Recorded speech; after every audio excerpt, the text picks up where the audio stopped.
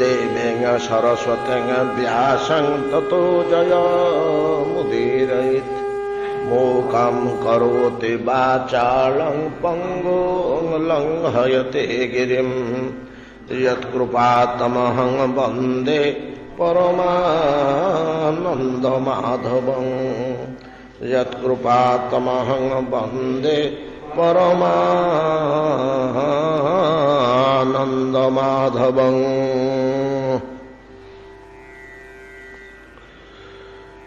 हरिचरण सरोज जुग्म चित्ता जड़ि मध्य सुख दुख साम्य रूपा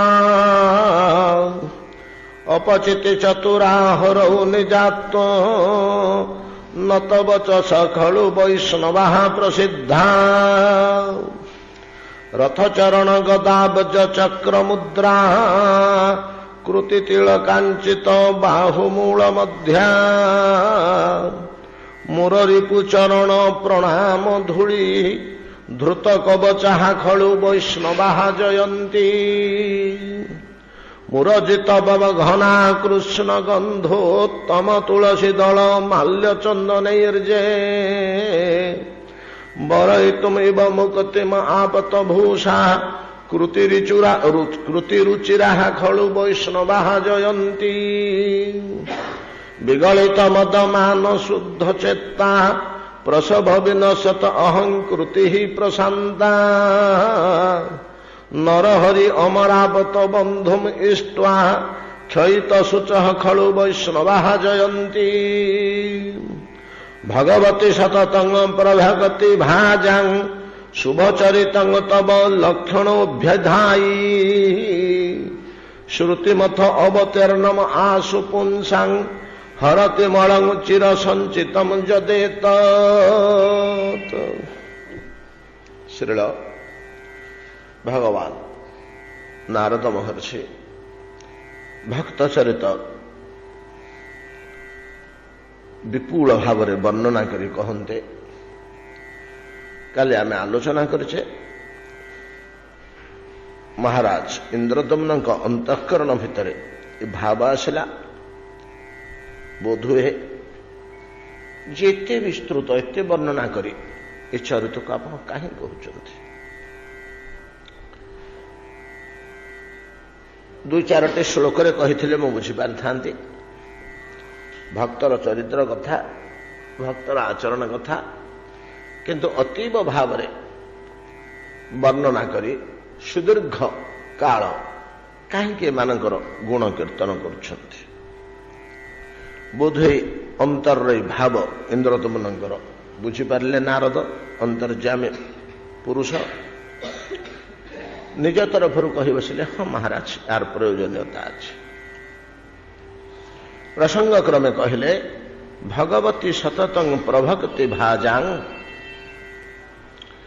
शुभचरितं तव लक्षणोऽभ्यधायि श्रुतिपथ अवतीर्णम आशु पुंसां हरति मलं चिर संचितम जदे तत् जत एतत् चिर संचितम हृदमलं तत् हरति ताहा अपहृत हुए से चिर संचित हृदय मालिन्य कलमश निर्मल है अंतःकरण परिष्कार है शुद्ध है कि परिशुद्ध है ना तब लक्षणोऽभ्यधायि तब अभ्यधायि भक्तर जो चरित समूह भक्तर जो लक्षण तार आचरण स्वभाव ए सबुगुड़िक ए समस्त लक्षण तब अभ्यधायी आपण सम्मुखें जो अभिधान कली वर्णना करी कहली उपदेश देली बुझेली ये चरित गुड़िक अंतःकरणर कलमश दूर करदेव ताहार जार श्रुतिपथरे ए कथाटी अवतीर्ण होला मत मुख वर्णित ए भक्त चरित भक्त लक्षण जार श्रुतिपथ अवतीर्णम श्रुतिपथ श्रवणपथ कर्णकुहर अरे अवतीर्ण हला प्रत्येकटी शब्द इति बड़ मूल्यवान आउ तार निजस्व भाव रही। अवतीर्ण कहले केवल प्रवेश करवा नुह, अवतीर्ण शब्दर अर्थ नुहे प्रवेश करवा। श्रुति को श्रुतिपथ अवतीर्ण बोली कहले, अवतीर्ण शब्दटा आमे कौटी व्यवहार करूँ, प्रवेश अर्थ तो व्यवहार करूना। अवतरण भगवान वैकुंठरू ए मर्त्यमंडल को अवतीर्ण करती, गोटे स्थान रु आ गोटे स्थान को आसती। स्थान दोटे परस्पर विपरीत धर्मी बा भिन्न धर्मी। वैकुंठ चिन्मय राज्य, शुद्ध बुद्ध नित्योज्वलमय, न तद भाषयते सूर्य न शशांक न पावक, नहीं कि इभलिया स्थान होची से भगवान कु स्थान को आसती ना जोठी तो भाषयते सूर्य भाषयते शशांक भाषयते अग्नि, जोटी अग्नि आलोक प्रदान करे, अग्नि आसिले जाई अंधार दूर हब, चंद्रमा आसिले जाई अंधार दूर हब, सूर्य आसिले जाई अंधार दूर हब। एमाने जदि न आसिले सूर्य चंद्र किंवा अग्निर जदि प्रकाश नहला कि ज्योतिर प्रकाश नहला, ये चिर अंधार हो पड़िथिबो। ये हला चिर अंधारमय, चिर अज्ञान अंधकारमय राज्य। जोठू भगवान आसंती सेठी कौन ना चिर उज्ज्वलमय राज्य, अंधकार लेस नहीं, सबुबले उज्ज्वलमय। से जगटा तो स्वयं स्वतः उज्ज्वल, स्वरूपतः उज्ज्वल, ताकू उज्ज्वल करने चंद्र सूर्य कि अग्निर आवश्यक नहीं। किंतु एठी चंद्र सूर्य अग्नि नहले न चले, खाली घोर अंधकार ही रहिबो। ए प्रकार अनेक प्रभेद अच्छी। आम टिके ना सूचना देले गोटे प्रकार भिन्न धर्मे उभय स्थान मध्यरु गोटे स्थान रु आउ गोटे स्थान को गति करने को अवतीर्ण बोली आम विशेष कर अवतीर्ण कहले अवतरण ऊर्ध्वरु तल आड़ को आसिया। शरीर क्षेत्र में देखिले शरीरटा परा उल्टा वृक्षटे, ऊर्ध्वमूल अधशाख अस्वस्थ प्राहुरव्ययम, नहीं कि एटा परा उल्टा धर्मी। वैकुंठर उज्ज्वलमय स्थान रु अंधकारमय स्थान को भगवान आसंती, किंतु ये क्षेत्र में अवतीर्ण कहते कौन ना अंधकारमय स्थान रु उज्ज्वलमय स्थान को गति करवा। कौन गति करवा? महाराज इंद्रदुम्न तुम्भ सम्मुखरे मु जो भक्त लक्षण कथा उपदेश प्रदान कली, यहीटा जार ये अंधकारमय बाह्य लोकरू अंतर्गतर अंतःकरण को आत्मा पर्यंत गति करे, बाटर अटकी गले किसी काम दबनी। भल ता मर्म को छुईमा दरकार, ता मर्म को छुईमा दरकार, हृदय को छुईमा दरकार। एतक कथा कहू कहू शुणिमा लोकर यदि हृदय को इटा टच करदेला, अंतःकरण को स्पर्श करदेला, मर्म को स्पर्श कला, तात्पर्य अत्यंत मनोयोग सहकारे श्रवण करे अंतरकरण को यदि छुईगला ताले तार बाह्य लक्षण प्रकाश पाइब। कि सुंदर कथा है, किए कह पकेब अंतकरण को छुईले के विस्मय विस्मारित हो अंतकरण को छुईले किए से आनंद उल्लास रे प्रसन्न हो उठिब तार मुखमंडल। किए से गभीर भाव रे केड़े महत् कथा बोली गंभीर हो उठिब। अंतकरण को स्पर्श कले नाना प्रकार भाव उदय हो। तेज अंतकरण को स्पर्श करवा लक्ष्य रखे ही अवतीर्ण शब्द को प्रयोग कर। अवतीर्ण शब्द को से प्रयोग कर जे एक कथा श्रवण काल बाह्य लोकरू अंतर्लोक को हृदयाभ्यंतर को ଦେହର ବାହ୍ୟାବସ୍ଥାରୁ ଏ କଥା ଗୁଡ଼ିକ କର୍ଣ୍ଣପଥ ଦେଇ ଅନ୍ତଃକରଣ ଭିତରେ ଯଦି ପଶି ଗଲା ତାହେଲେ ତମର ଅନ୍ତଃକରଣଟାକୁ ଶୁଦ୍ଧ କରିଦେବ, ନିର୍ମଳ କରିଦେବ। କାହା କଥା?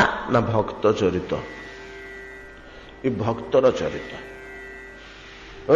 ଭକ୍ତ ଲକ୍ଷଣ, ଭକ୍ତ ଲକ୍ଷଣ ଯେଉଁଗୁଡ଼ିକ ଅହଂ ତବ ଅଭ୍ୟଧାୟୀ, ତୁମର ଅଧ୍ୟାପକ ଭାବରେ ତୁମକୁ ଯାହା ମୁଁ ଅଧ୍ୟୟନ କରେଇଲି, ଯାହା ଶିକ୍ଷା ଦେଲି, ଯାହା ବର୍ଣ୍ଣନା କଲି, ଯାହା ଉପଦେଶ ଦେଲି, ଏଇ ଚରିତଟା, ଏ ଭକ୍ତ ଚରିତ ଯଦି କାନରେ ପ୍ରବେଶ କରି ମର୍ମ ପର୍ଯ୍ୟନ୍ତ ପଶିଗଲା, ନାଇଁ କି? ଯେମିତି କୃଷ୍ଣ କଥା ଗୋପାଙ୍ଗନା ମାନେ ଶୁଣୁଥିଲେ, ଆଉ କିଏ କିଏ ମଧ୍ୟ ଶୁଣୁଥିଲେ। ରୁକ୍ମିଣୀ ଶୁଣିଦେଲେ। ରାଜଦରବାରରେ ରାଜକନ୍ୟା ରୁକ୍ମିଣୀ ବସିଥିଲେ। ଜଣେ ବିଦ୍ୱାନ ପଣ୍ଡିତ ବ୍ରାହ୍ମଣ ରାଜଦରବାର ମାନଙ୍କରେ ବୁଲି ବୁଲି ଯିଏ କୃଷ୍ଣ କଥା କହନ୍ତି, ସେତେବେଳକୁ କୃଷ୍ଣ ଦ୍ୱାରକାରେ ଅଛନ୍ତି।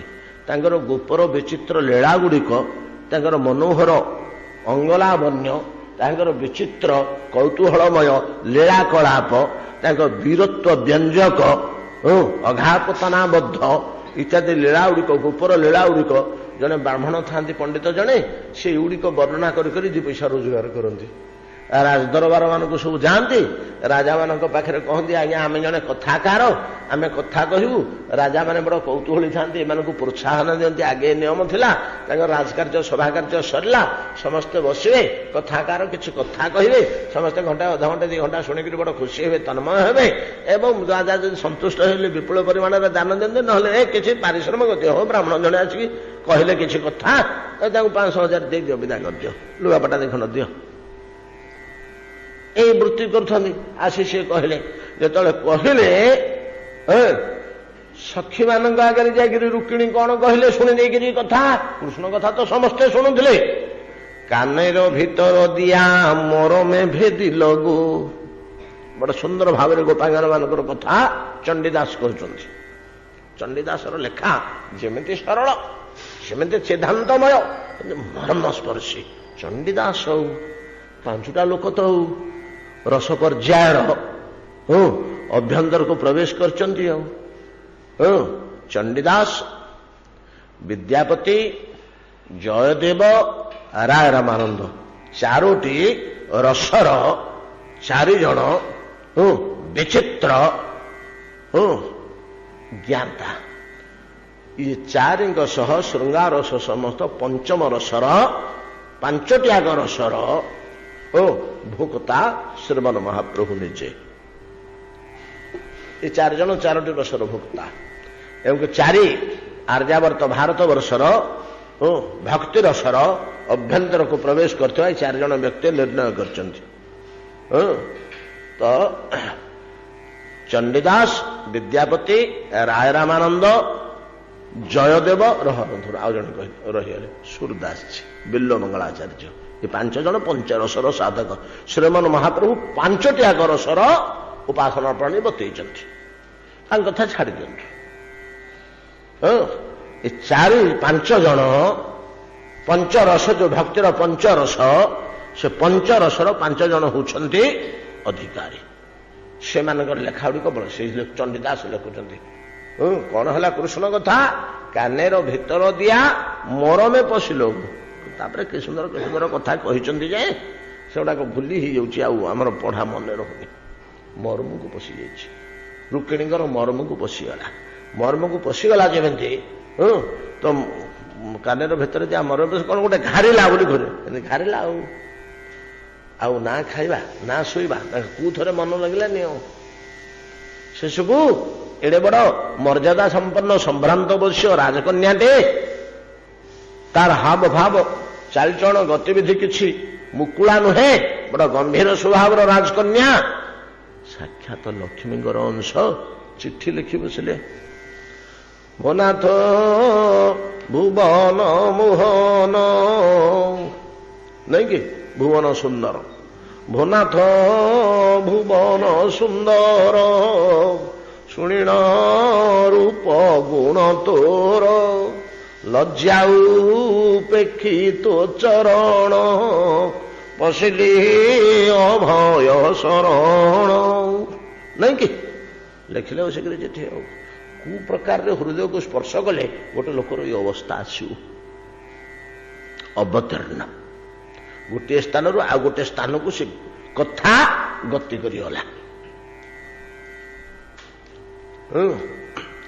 ଆଉ ଗୋଟିଏ ସ୍ଥାନକୁ ବାହ୍ୟ ଲୋକରୁ ଅନ୍ତର୍ଲୋକକୁ ପଶିଗଲା। ସେ କଥା ପଶି ଭିତରେ ପାଗଳାମି ସୃଷ୍ଟି କଲା। ଆଉ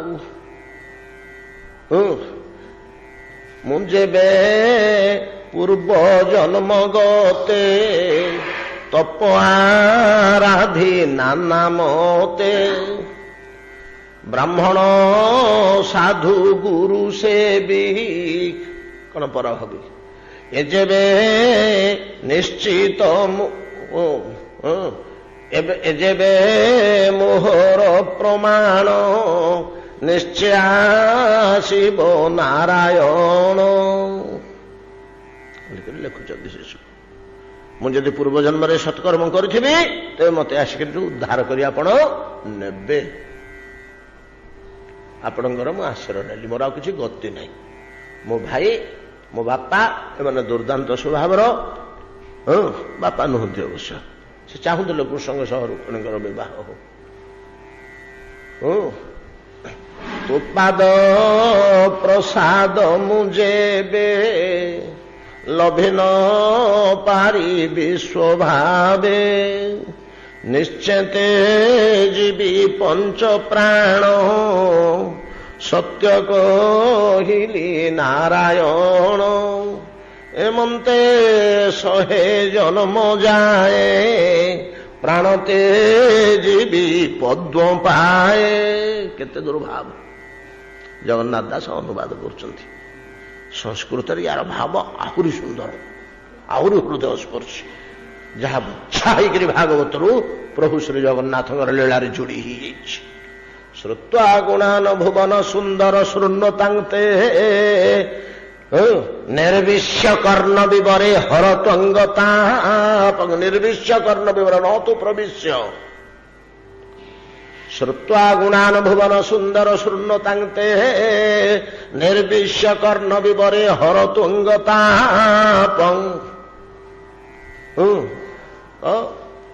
ଅକ୍ଷିଦୃଶା ଅଖିଳାର୍ଥ ଲାଭ ଅପତ୍ରପ ଶ୍ରୁତ୍ୱା ଚିତ୍ତ ସ୍ମରତି ଚିତ୍ତ ଅପତ୍ରପମ ମେ। ତ୍ରପା କହିଲେ ଲଜ୍ଜା, ନିର୍ଲଜ କରିଦେଲା ମତେ ଏ କଥା। ଘନଶ୍ୟାମ ଗୁଣ ମାନ ରଖିଛି କି ମୋର ଧୈର୍ଯ୍ୟ ଗୁମାନ। ଲଜ୍ଜା ଧର୍ମ ସବୁ କିଛି ତ୍ୟାଗ କରିଛନ୍ତି ବୋଲି କହୁଛନ୍ତି। କଥାର ଏମିତି ମୂଲ୍ୟ ଅଛି ଯଦି ଭିତରକୁ ବସିଲା, ଯଦି ଭିତରକୁ ବସିଲା। ମହାରାଜ ଇନ୍ଦ୍ରକୁ ଯଦି ପଶିଗଲା ଏଇ କଥା, ଇନ୍ଦ୍ରଦମନ କହିଲେ ମହାପ୍ରଭୁ ରହନ୍ତୁ ରହନ୍ତୁ ଟିକେ, ଆଉ ବିହଳିତ ହେଇକରି ତେଣୁ କହି ପକାନ୍ତୁନି, ଆପଣ ଆତ୍ମଜ୍ଞାନ ଭୁଲିଗଲେଣି। ସିନା ଭଗବାନଙ୍କ କଥା ଏମିତି କରେ, ଆପଣ ପରା ଭକ୍ତ କଥା କହୁଛନ୍ତି। ଆପଣ ଭକ୍ତ କଥା କହୁଛନ୍ତି, ଏଟା ଭଗବାନଙ୍କ କଥା। ଯିଏ କାନ ଭିତରେ ପଶି ହୃଦୟ ଭିତରେ ମର୍ମକୁ ଘାରି ପକାଏ, ପାଗଳ କରିଦିଏ, ଧୈର୍ଯ୍ୟ ଲଜ୍ଜା ଧର୍ମ ସବୁ ଦୂର କରେଇ ଦିଏ, ନରକ ଭୟ କଳଙ୍କ ଭୟ କୁଆଡେ ଲିଭେଇ ଦିଏ, ଉନ୍ମାଦ କରେଇ ଦିଏ। ମୋର ସବୁ ଯାଉ, ମୋର ସବୁ ଯାଉ, କିଛି ମୋର ଆବଶ୍ୟକ ନାହିଁ। ରାଧାରାଣୀ କହୁଛନ୍ତି ମୁଁ ତ କଲିଣି ନିନ୍ଦା ଭୂଷଣ, ନିନ୍ଦା କଲେ ମତେ ସୁଖ ଲାଗୁଛି। କିଏ ଯଦି ଚାରିପଦ ମତେ ଛିଛା କରି କହିଲା ନିନ୍ଦା କରି ମତେ ସୁଖ ଲାଗୁଛି, କିନ୍ତୁ ଉଲ୍ଟା କଥା କଣ କହୁଛୁ? ନିନ୍ଦାଟା ତତେ କେମିତି ସୁଖ ଲାଗୁଛି? ନା ମୋ ଭିତରେ ଭାବ ଆସୁଛି କୃଷ୍ଣ ସହିତ ମୋର ସମ୍ବନ୍ଧ ଅଛି, ଏଇ ସେ କହିଲାଣି ମତେ ତାଚ୍ଛଲ୍ୟ କରି, ସେ ସମ୍ବନ୍ଧଟା ମୋର ଶ୍ରୁତିକି ଆସୁଛି। ସେ ନିନ୍ଦା କରୁଛି, ମୋର କୃଷ୍ଣ ସମ୍ବନ୍ଧକୁ ବର୍ଣ୍ଣନା କରି ସେ ନିନ୍ଦା କରୁଛି ମତେ, କିନ୍ତୁ ମୋର ସେଟା ତୃପ୍ତିଦାୟକ ହଉଛି। କିନ୍ତୁ ଓଲଟା ହେଇଯାଉଛି ଦେଖନ୍ତୁ, ମୋର ସହିତ କୃଷ୍ଣ ଶ୍ରୁତି ଆସିଯାଉଛି, ମୋର କୃଷ୍ଣ ସମ୍ବନ୍ଧ ନିତ୍ୟ ଓ ସତ୍ୟ, ଆଉ ଏଇଟା ସମସ୍ତେ ଜାଣିଲେଣି, ଏଇଟା ସୁପ୍ରମାଣିତ କୃଷ୍ଣ ମୋର, ଏ ଭାବ ମୋର ଜାତ ହେଇଗଲାଣି। ନିନ୍ଦା ଶୁଣିକିରି ନିନ୍ଦାଟାକୁ ଭୂଷଣ କରୁଛି, ଏମିତି ଭାବ ବଦଳି ଯାଉଛି। ମହାପ୍ରଭୁ ଗୁଡ଼ା ସିନା ଭଗବାନଙ୍କ କଥାରେ ଆଉ ଭକ୍ତ କଥାରେ ମଧ୍ୟ, ଆପଣ ପୁରା ଭକ୍ତ କଥା କହୁଥିଲେ ଇନ୍ଦ୍ରଦମ୍ନ, ଭଗବାନଙ୍କ କଥା ଯେପରି ଶୁଭ ଚରିତ, ଭକ୍ତ କଥା ମଧ୍ୟ ତାଠାରୁ କମ ଶୁଭ ଚରିତ ନୁହେଁ, ତାଠାରୁ କିଛି କମ ଶୁଭ ଚରିତ ନୁହେଁ। ଭଗବାନଙ୍କର କଥା ଯେଉଁ କ୍ରିୟା କରେ, ଭଗବାନଙ୍କର କଥା ଯେଉଁ କ୍ରିୟା କରେ, ଭଗବାନଙ୍କ କଥା କି କ୍ରିୟା କରେ କି? ଭଗବାନଙ୍କ କଥା କେତେ ପ୍ରକାର କ୍ରିୟା କରେ। ତାଙ୍କ କଥା ଯଦି କିନ୍ତୁ ହୃଦୟ ଭିତରକୁ ପଶିବା ଦରକାର, ଦେଲେ ସେଟା ଶୋରଣା କାମ କରିବ। ଯଦି ହୃଦୟ ଭିତରକୁ ପଶିକରି ଭାବ ପରିବର୍ତ୍ତନ ନ କଲା, ଆବେଗ ଶିହରଣ ସ୍ଥିତିକାର ସୃଷ୍ଟି ନ କଲା, ଉନ୍ମାଦ ପାଗଳାମୀ ସୃଷ୍ଟି ନ କଲା, ତାହେଲେ ଭଲକରି ଭିତରକୁ ପଶିନି। ସେ କାନରେ ବେଶୀ ମଇଳା ଫଳିଆ ରହିଛି କଣ, ସେ ଅଟିକି ଯାଇଛି ବାଟରେ, ଖାଲି ଗନ୍ଧୁଟା ସିଆଡ଼କୁ ବାଜିଲେ ଟିକେ ବାଜିଛି ନା, ଦ୍ରବ୍ୟ ଯାଇନି ଭିତରକୁ ବୋଲି ବୁଝିବାକୁ ହବ। ଯଦି ପଶିଗଲା ଭିତରକୁ,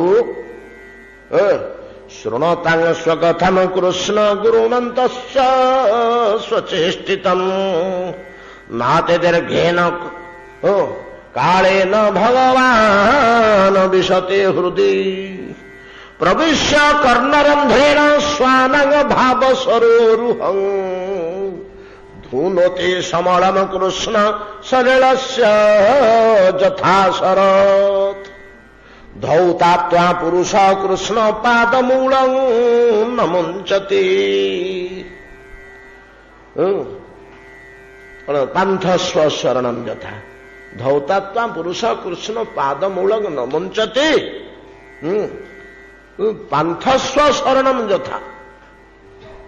ବହୁତ ଦିନ ହେଇଗଲାଣି ଶ୍ଳୋକର ଆଲୋଚନା ହେଇନି ତ, ବରିଷ୍ଠ ଶ୍ଳୋକ ଶ୍ରୀମଦ୍ ଭାଗବତଙ୍କର। ଶୃଣୋତାଂ ସ୍ୱକଥଂ କୃଷ୍ଣ ଗୁରୁଣନ୍ତଶ୍ଚ ସ୍ୱଚେଷ୍ଟିତମ୍। କଥା ଗୁଡାକ କାନରେ ଶୁଣିଲା ବେଳେ ଯାହା ଆଖି ଆଗରେ ନାଚି ଯାଉଛି ଲୀଳା ଗୁଡାକ, ଆଖି ବୁଝିକରି କଥା ଶୁଣୁଛି, ଯାହା ଶୁଣୁଛି ସେଟା ରୂପାୟିତ ହେଇଯାଉଛି କଳ୍ପନାରେ, ତା ଭିତରକୁ ଭଗବାନ ତା କାନ ବାଟ ଦେଇ ପଳାନ୍ତି। କଥା ସାଥିରେ ଭଗବାନ ପ୍ରବେଶ କରିଯାଆନ୍ତି, ନିଜ କଥା ସାଥିରେ ନିଜେ ଭଗବାନ ତାର କର୍ଣ୍ଣ ପ୍ରବିଶ୍ୟ କର୍ଣ୍ଣରନ୍ଧ୍ରେଣ କୋଉଠିକି ଯାଆନ୍ତି ନା, ତାର ହୃଦୟ ପଦ୍ମକୁ ପଳାନ୍ତି, ହୃତ୍ପିଣ୍ଡକୁ, ହୃତ୍ପିଣ୍ଡ ଭିତରକୁ ପଳାନ୍ତି। ପ୍ରବିଶ୍ୟ କର୍ଣ୍ଣରନ୍ଧ୍ରେଣ ସ୍ୱାନାଂ ଭାବ ସରୋରୁହଂ, ପଦ୍ମ ହୃଦୟ ପଦ୍ମ ଯେ ହୃତ୍ପିଣ୍ଡ, ତା ଭିତରେ ପଶି ଯାଆନ୍ତି। ତା ଭିତରୁ ଯାଇକରି କଣ କରନ୍ତି ନା, ନିଜ ହାତରେ କଳମସ ଗୁଡାକ ସଫା କରନ୍ତି। ଶୃଣ ପ୍ରବିଶ୍ୟ କର୍ଣ୍ଣରନ୍ଧ୍ରେଣ ସ୍ୱାନାଂ ଭାବ ସରୋରୁହଂ ଧୂନୋତି ସମଳମ୍। ସମଳ କହିଲେ ମଇଳା, ଧୂନୋତି କହିଲେ ଧୋଇ ଦିଅନ୍ତି, ସଫା କରିଦିଅନ୍ତି। ଧୂନୋତି ସମଳମ୍ କୃଷ୍ଣ, କିଭଳିଆ ସଫା କରନ୍ତି ହଉ ନା, ସଲିଳସ୍ୟ ଯଥା ଶରତ୍। ୟାର ତ ବହୁତ ଅର୍ଥ ଅଛି।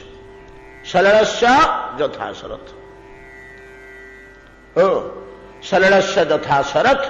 ଶରତ୍ କାଳ ଆସିଲେ ପାଣି ଯେମିତି ସଫା ହେଇଯାଏ, ବର୍ଷା ଦିନେ ନଈ ପୋଖରୀର ପାଣି ଗୁଡା ଗୋଳିଆ ହେଇକରି ଥାଏ, ଯେମିତି ଶରତ୍ କାଳ ଆସିବ ଆପେ ଆପେ ଯେମିତି ସଫା ହେଇଯାଏ, ଯେ ଆଉ ମଇଳା ହୁଏନି। ବର୍ଷେ କାଳ ତା ଭିତରେ ପିଲାମାନେ ନାଚନ୍ତି, କୁଦନ୍ତି, ଡିଅନ୍ତି, ଖରାଦିନେ କେତେ ଉତ୍ପାତ ହୁଅନ୍ତି, ଗୋରୁ ମଇଁଷି ପଶୁ ପଶିଯାଆନ୍ତି, ଆଉ ପାଣି ମଇଳା ହବନି। ଫେରି ବାକି ବର୍ଷା କାଳ ଆସିଲେ ମଇଳା ହବ ସିନା, ଆଉ ମଇଳା ହବନି। ଥରେ ସଫା ହେଇଗଲେ ଶରତ୍ କାଳରେ ବର୍ଷ ତମାମ ଜଳ ସଫା ରହିଲା। ଭଗବାନଙ୍କ କଥା ଶୁଣିକରି ହୃଦୟ ଥରୁଟିଏ ସଫା ହେଲେ ଆଉ ମଇଳା ପୁରେଇଲେ ମଧ୍ୟ ତା ଭିତରେ ପଶିବାର ସମ୍ଭାବନା ନାହିଁ। ଆଜ୍ଞା ଦେଖନ୍ତୁ କେମିତି ଶକ୍ତିଶାଳୀ ଜିନିଷ ଭାଗବତ କହୁଛନ୍ତି। ଥରେ ସଫା ହେଇଗଲେ ଏଭଳିଆ ସଫା ସେ ହେଲା ଯେ ଆଉ ମଇଳା କଲେ ମଧ୍ୟ, ଆପଣ ଆଉ କୁକର୍ମ କଲେ ମଧ୍ୟ ସେଇଟା ଆଉ ଅନ୍ତଃକରଣରେ କାଳନା ହେଇକି ରହିବନି। କଥା ଶ୍ରବଣରେ ହୃଦୟ ସଫା ହେଇଛି। ଆଉ ତପସ୍ୟା ଦାନ ଯଜ୍ଞରେ ଯଦି ହୃଦୟ ସଫା କରିଛନ୍ତି, ମଇଳା ମିଶିଗଲେ ଆଉ ଥରେ ଗନ୍ଧ ହେଇଯିବ ସେ ପାଣି, ହୃଦୟ ଆଉ ଥରେ ମଳିନ ହେଇଯିବ। କିନ୍ତୁ କଥା ଶ୍ରବଣରେ ଯଦି ସଫା ହେଇଛି, ତାକୁ ଆଉ କେତେ ମଇଳା ଫିଙ୍ଗିଲେ ମଧ୍ୟ ସେ ମଇଳା ହବନି। କିନ୍ତୁ ଏଟା ଭଗବାନଙ୍କ କଥା, ଭକ୍ତ କଥା ନୁହେଁ। ଶାସ୍ତ୍ର ଏଟା କହିଛନ୍ତି ବହୁତ ଜାଗାରେ, କିନ୍ତୁ ଭଗବାନଙ୍କ କଥା ସମ୍ବନ୍ଧରେ କହିଛନ୍ତି। ନାରଦ ମୁନି କହୁ କହୁ ସେଇ ଭଗବାନଙ୍କ କଥାର ମହିମାଟାକୁ ଭକ୍ତ କଥାରେ ଆଣି ଯୋଡ଼ି ଦେଲେଣି। ଭଗବାନଙ୍କୁ କୁହାଯାଏ ଉତ୍ତମ ଶ୍ଳୋକ, ପୁଣ୍ୟ ଶ୍ଳୋକ, ନାଇଁ କି? ଉତ୍ତମ ଶ୍ଳୋକ, ସୁଭଦ୍ର ଶ୍ରବ, ନାଇଁ? ଉତ୍ତମ ଶ୍ଳୋକ, ଭଗବାନଙ୍କୁ ଉତ୍ତମ ଶ୍ଳୋକ କୁହାଯାଏନି? ଯାହାଙ୍କର ଚରିତର ଶ୍ଳୋକ ସମୂହ ଶ୍ରବଣ ଦ୍ୱାରା ଜୀବର ଜୀବନ ଉତ୍ତମ ঊର୍ଧ୍ୱକୁ ଉଠିଯାଏ,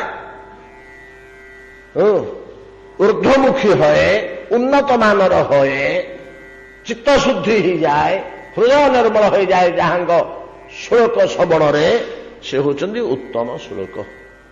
ଯାହାଙ୍କ କଥା ଶ୍ରବଣରେ ପୁଣ୍ୟ ବଢ଼ିଯାଏ, ସେ ହେଉଛନ୍ତି ପୁଣ୍ୟ ଶ୍ଳୋକ। ଯାହାଙ୍କ କଥା ଶ୍ରବଣରେ ନାଇଁ କି ଭଦ୍ର ଅର୍ଥାତ କଲ୍ୟାଣ ଜୀବର ହଏ, ସେ ହେଉଛନ୍ତି ସୁଭଦ୍ର ଶ୍ରବ। ଯାହାଙ୍କ କଥା ଶ୍ରବଣରେ ଆମର ସବୁ ଭଦ୍ର ଅର୍ଥାତ କଲ୍ୟାଣ ସୃଷ୍ଟି ହେଲା, ସେ ହେଉଛନ୍ତି ସୁଭଦ୍ର ଶ୍ରବ। ଏ ତ ଆମ ପାଇଁ ନୂଆ କଥା ନୁହେଁ। ଶୃଣନ ସୁଭଦ୍ରାଣୀ ରଥାଙ୍ଗ ପାଣେ ଜନ୍ମାନି କର୍ମାଣୀ ଚଜାନି ଲୋକେ, ନାଇଁ କି? ଶୁଣନ ସୁଭଦ୍ରାଣୀ ରଥାଙ୍ଗ ପାଣେ ସୁଭଦ୍ରାଣୀ ଜନ୍ମାନି କର୍ମାଣୀ। ଭଗବାନଙ୍କ ଜନ୍ମ କର୍ମାଦି ଲୀଳା ଚରିତ ସୁଭଦ୍ର, ଅତ୍ୟନ୍ତ କଲ୍ୟାଣ କର, ନାଇଁ କି? ପୁଣି କଣ କହୁଛନ୍ତି? ଯତ କୀର୍ତ୍ତନଂ ଯତ କୀର୍ତ୍ତନଂ ଯତ ଶ୍ରବଣଂ ଯତ ବନ୍ଦନଂ ଯତ ଦର୍ଶନଂ ଯତ ସ୍ମରଣଂ ଯତ ରହଣଂ ଲୋକସ୍ୟ କଣ କଳମସଂ ତସ୍ମୈ ସୁଭଦ୍ର ଶ୍ରବସେ ନମୋ ନମଃ। ଲୋକସ୍ୟ ସଦ୍ୟ ବିଧୁନୋତି କଳମସଂ ଯତ ଶ୍ରବଣಂ ଯତ କୀର୍ତ୍ତନಂ ଯତ ବନ୍ଦନಂ ଯତ ଦର୍ଶନಂ ଯଦୀକ୍ଷଣಂ, ଦର୍ଶନ ନୁହଁ ଯଦୀକ୍ଷଣం ମାନେ ଯତ ଇକ୍ଷଣ, ଇକ୍ଷଣ କହିଲେ ଦର୍ଶନ, ଯାହାଙ୍କ ଦର୍ଶନ ମାତ୍ରେ। ଯତ କୀର୍ତ୍ତନಂ ଯତ ଶ୍ରବଣಂ ଯଦୀକ୍ଷଣಂ ଯତ ବନ୍ଦନಂ ଯତ ସ୍ମରଣಂ ଯଦର୍ହଣಂ, ଅର୍ହଣ ପୂଜା ଅର୍ଚ୍ଚନା, ଯଦର୍ହଣಂ ଲୋକସ୍ୟ ସଦ୍ୟ ବିଧୁନୋତି କଳମସଂ ତସ୍ମୈ ସୁଭଦ୍ର ଶ୍ରବସେ ନମୋ ନମଃ। ସୁଭଦ୍ର ଶ୍ରବ ବୋଲି କୁହାଗଲା। ଏଗୁଡାକ କରିଦେଲା କ୍ଷଣି ଦର୍ଶନ ଶ୍ରବଣ ପୂଜନ ଅର୍ଚ୍ଚନ, ତେଣୁ ତାହାଙ୍କ ନାଁ ହଉଛି ସୁଭଦ୍ର ଶ୍ରବ। ତସ୍ମୈ ସୁଭଦ୍ର ଶ୍ରବ। ସେଠି କେତେ ଗୁଡେ ଶ୍ଳୋକ, ସବୁଠି ସୁଭଦ୍ର ଶ୍ରବ ସେ ନମ ନହ ସମୁଦ୍ର, ନାଇଁ କି? ଆଉ ଗୋଟିଏ ଶ୍ଳୋକ ଆମେ ମାନେ ଅନେକ ସମୟରେ ଆଲୋଚନା କରୁନେ, ତପସ୍ୱିନୋ ଦାନପରାଜସ୍ୱିନୋ ମନସ୍ୱିନୋ ମନ୍ତ୍ର ବିଦ୍ୟା ସୁମଙ୍ଗଳା କ୍ଷେମନ ବିଦନ୍ତି ବିନା ଯଦର୍ପଣଂ ତସ୍ମୈ ସୁଭଦ୍ର ଶ୍ରବସେ ନମୋ ନମଃ। ଶୁକଦେବ ଗୋସ୍ୱାମୀଙ୍କର ମଙ୍ଗଳାଚରଣ ଇଏ। ଶୁକଦେବ ଗୋସ୍ୱାମୀ ମଙ୍ଗଳାଚରଣ କରି ଭାଗବତ ଆରମ୍ଭ କରୁଛନ୍ତି। ତସ୍ମୈ ସୁଭଦ୍ର ଶ୍ରବସେ ନମୋ ନମଃ। ଉତ୍ତମ ଶ୍ଳୋକ, ସୁଭଦ୍ର ଶ୍ରବ ଇତ୍ୟାଦି ଶବ୍ଦ ଗୁଡାକ ଭଗବାନଙ୍କ ପାଖରେ ସିନା ଲାଗେ। ନାରଦ ମହାପ୍ରଭୁ ଭଗବାନଙ୍କ କଥା ଶୁଣିଲେ, ହରି କଥା ଶୁଣିଲେ, ଗୋବିନ୍ଦ ଲୀଳା ଶୁଣିଲେ ସିନା ଏଗୁଡାକ ସବୁ କାମ କରେ। ଭକ୍ତ ଚରିତ ଶୁଣିଲେ ମଧ୍ୟ ଇନ୍ଦ୍ରଦମ୍ନ ଭଗବାନଙ୍କ ଚରିତ ଶୁଣିଲେ ଅଭ୍ୟନ୍ତରକୁ ପଶିକିରି ମନନ କଲେ ହବ, ବାଟରେ ଅଟକି ଗଲେ ହବନି। କିନ୍ତୁ ଭକ୍ତ ଚରିତ ଯଦି ଶ୍ରବଣ କଲେ ସେ ଭିତରକୁ ଯାଉ କି ନ ଯାଉ କାମ କରିବ। ଅବଶ୍ୟ ଏଟା ଆମ ମୁହଁର କଥା, କଥାକୁ ଏକ୍ଜାଗରେସନ କରିବାକୁ ଏଟା ଆମେ କହିଦଉଛେ, ନହେଲେ ତ ଅବତୀର୍ଣ୍ଣ ବୋଲି ଏଠି କହିଛନ୍ତି। ହୃଦୟ ଭିତରକୁ ଯଦି ପଶିଗଲା ଭକ୍ତ ଚରିତ, ଭଗବାନଙ୍କ ଚରିତ ଅପେକ୍ଷା ଭକ୍ତ ଚରିତ କୌଣସି ଗୁଣରେ କମ ନୁହେଁ।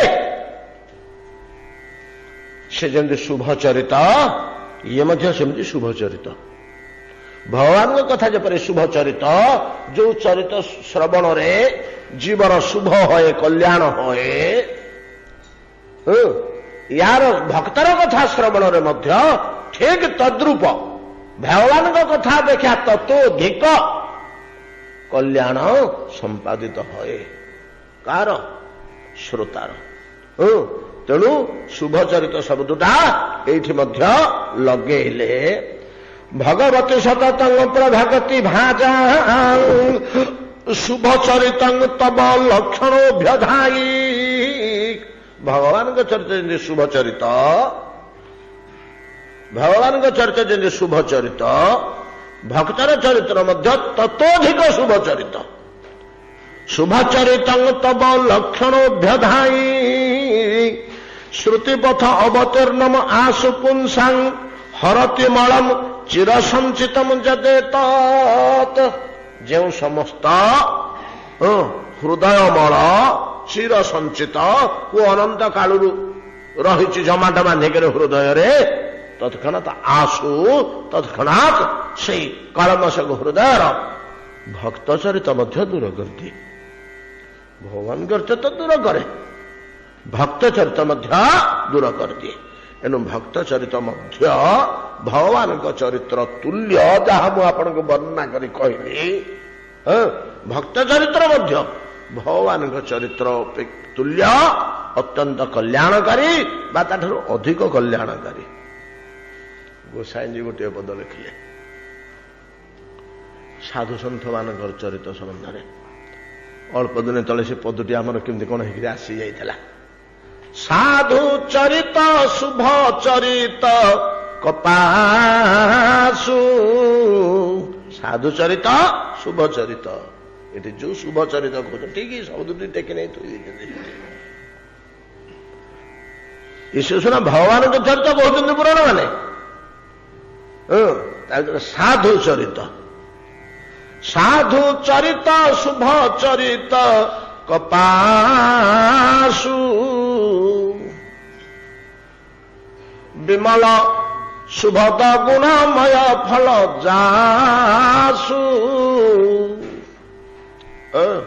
साधु चरितटा कि भलिया शुभ चरित ना कार्पास तुल्य कप्पा भलिया तुला भलिया साधु चरित शुभ चरित कपासु कपासु कप्पा कार्पास तुला साधु चरित शुभ चरित कपासु केमती का हो तुला सहित कहीं या तुलना कले कपा साथ कहीं तुलना कले ना कपाटा कौन कि विमल नहीं कि शुभद सुख गुणमय फल जासु से फलटा कि भाया कपा फलटा कि भाया देखिए विमल पूरा धड़ा शुभ्र नहीं कि मैला किसी नहीं कला अच्छी कि कालीमा अच्छी तुलाटा कला दुसुची कि गछरू जो फाटी थो कपाटा तार तुलाटा केते सफा दुसुची विशद एटा शुभद नुह विशद विमल विशद गुणमय गुणमय सकल गुणर आधार एठी गुणमय कपासटा कि गुणमय तुलाटा को आम देखी छोटिया छोटिया छोटिया छोटिया गुण माने छोटिया छोटिया सुत्या लोम भाया सब छोड़ा काठी होती ना तुलाटा कौन कपड़ा कौन कि एत लंबा बाहर होगी ता भर गोटे ना गुड़े गुड़े आम सूता करुचे अरटे काटिकी ना भिणी दबा ताकू छोटा आखि बाड़ भाया छोटिया छोटिया छोटिया छोटिया एकाठी रही ना गुण को गुण कहुए गुणमय विमल विशद विशद शुभ्र विमल निर्मल विशद शुभ्र धड़ा गुणमय फल जासु कहीं हो भक्त चरित्रटा एमती कहीं है भगवान चरित्र सीना हवा कथा नहीं नहीं नहीं नहीं भगवान चरित्र एत सफा नुह एत गुणमय नुह एत उपकारी नुह भक्त चरित्र जी कहीं ना तार कारण अच्छे ना तार कारण अच्छे भक्त चरित्र भलिया कल्याणकारी भगवान चरित्र नुहे भगवान चरित्र विपुल वर्णना कराऊँ सब ठीक क्या भाँ अति अल्प शुभ चरित्र भक्त चरित्र कथा कहुच्छे କିନ୍ତୁ ଭକ୍ତ ଚରିତ ହୃଦୟକୁ ସଫା କରି ଭକ୍ତି ଲାଭ କରାଇବାରେ ଭଗବାନଙ୍କ ଚରିତ ଅପେକ୍ଷା କମ ଶକ୍ତିଶାଳୀ ନୁହେଁ, ବରଂ ଅଧିକ ଶକ୍ତିଶାଳୀ। କାହିଁକି? ନାରଦ କହିଲେ କାହିଁକି ଶୁଣିବ? ତୁଳସୀଦାସ କହିଦେବଟି। ତୁଳସୀଦାସ କହିଦେଲେ କାହିଁକି ଭକ୍ତ ଚରିତଟା ଭଗବାନଙ୍କ ଚରିତ ଠାରୁ ଅଧିକ ଶକ୍ତିଶାଳୀ। ଯୋ ଦୁଃଖ ସହି ପର ଛିଦ୍ର ଦୁରାବା ବନ୍ଦନୀୟ ଯେହି ଜଗ ଯଶୁ ପାବା। ଭଗବାନ ନିଜେ ଦୁଃଖ ସହି ପରର ଦୁଃଖ ଦୂର କରନ୍ତି ନାହିଁ। ଭଗବାନ ନିଜେ ଦୁଃଖ ସହିକିରି ପରର ଦୁଃଖ ଦୂର କରନ୍ତିନି। ଭକ୍ତ ନିଜେ ଦୁଃଖ ସହି ପରର ଦୁଃଖ ଦୂର କରେ। ଏଇଥିପାଇଁ ଭକ୍ତ ଚରିତ ଭଗବାନଙ୍କ ଚରିତ ଅପେକ୍ଷା ଅଧିକ ଶକ୍ତିଶାଳୀ। ବନ୍ଦନୀୟ ଦେହି ଜଗଦୀଶ ପାହୁ, ଭଗବାନଙ୍କ ଅପେକ୍ଷା ଅଧିକ ବନ୍ଦନୀୟ। ଭକ୍ତ ଭଗବାନଙ୍କ ଅପେକ୍ଷା ଅଧିକ ବନ୍ଦନୀୟ। କାହିଁକି ନା ଯେପରି କର୍ପାସ, କପାସ, ତୁଳା ନିଜେ ଦୁଃଖ ସହିକିରି ପରର ଛିଦ୍ର ଢାଙ୍କୁଛି, ଘୋଡଉଛି, ଲଜ୍ଜା ନିବାରଣ କରୁଛି, ନିଜେ କମ କଷ୍ଟ ସହୁନି। ଭିଣି ହେଲା, ପିଞ୍ଜି ହେଲା, ସୂତାରେ ପରିଣତ ହେଲା, ବସ୍ତ୍ରରେ ପରିଣତ ହେଲା, ଆଉ ଗୋଟେ ଫଟା ଲୁଗାକୁ ସିଲେଇ କଲା, ଛିଦ୍ର ଦୂର କଲା, କିମ୍ବା ମନୁଷ୍ୟର ଲଜ୍ଜା ନିବାରଣ କଲା ଧୋତି ଗାମୁଛା ରୂପରେ। ଯୋଉ ଦୁଃଖ ସହି ପର ଛିଦ୍ର ଦୂର ହେବା। ହେଲେ ପରର ଛିଦ୍ର ଦୂର କରିବା ପାଇଁ ପର ଛିଦ୍ର ଦୂର ହେବାର ଦିଟା ଅର୍ଥ ହେଇପାରେ। ଆଉ ଗୋଟେ ଲୁଗା ଫାଟି ଯାଇଥିଲା, ଚିରି ଯାଇଥିଲା, ତାକୁ ସିଲେଇ କରି ହେଲା ସୂତାରେ। କିମ୍ବା ପରଛିଦ୍ର ଦୂର ହେବା ଆମ ସମସ୍ତଙ୍କର ଲଜ୍ଜା ନିବାରଣ କରୁଛି ତୁଳା। ଆଉ ଲଜ୍ଜା ନିବାରଣ କରିବା ପାଇଁ ଆମର ତାକୁ କମ କଷ୍ଟ କରିବାକୁ ହୁଏନି। ବହୁତ କଷ୍ଟ ସେ ପାଇଛି, ବହୁତ କଷ୍ଟ ପାଇଛି। ଭିଣି ହେଇଛି, ପିଞ୍ଜି ହେଇଛି, ଅରଟରେ ଘାଣ୍ଟି ହେଇଛି, ଗୁଡେଇ ହେଇଛି, ତନ୍ତରେ ଲଟପଟ ହେଇଛି, ନାନା କଷ୍ଟ ପାଇଛି, ତାକୁ କଲବଲ କରାହେଇଛି। ତେବେ ଯାଇ ସେ ବସ୍ତ୍ରରେ ପରିଣତ ହେଇକି ଅନ୍ୟର ଯେପରି ଛିଦ୍ର ଦୂର କରୁଛି। जो दुख सही पर छिद्र दुरावा बंदनीय जही जग जस पावा। तेणु भगवान अपेक्षा अधिक जशशील, भगवान अपेक्षा अधिक वंदनीय और ता चरित मध्य शुभ चरित। भगवान चरित केवल शुभ चरित नुहे, भक्त चरित मध्य शुभ चरित। भगवान चरित केवल हृदय कलमश दूर करे ना, नहीं कि धौतात्मा पुरुष कृष्ण पाद मूल नमुंचति त्यक्त सर्व परिग्रह पंथ स्व शरण यथा। शरण कहले आश्रय स्थल, ठीक से भाया भक्त चरित मध्य कम शक्तिशाली नुहे, भगवान कथा तो किसी कम कथा नुहे, बरम दरकार पड़े अधिक कथा। कहीं ना भक्तटा भगवान अपेक्षा अधिक वंदनीय। केमिति हो? शास्त्र कहले, भगवान को मुहरे कहले, अन्य मुनि ऋषिकी कहले अलगा, भगवान निजे कहले ता मूल्य अलगा, नहीं कि जमती गीतारे कहते भगवान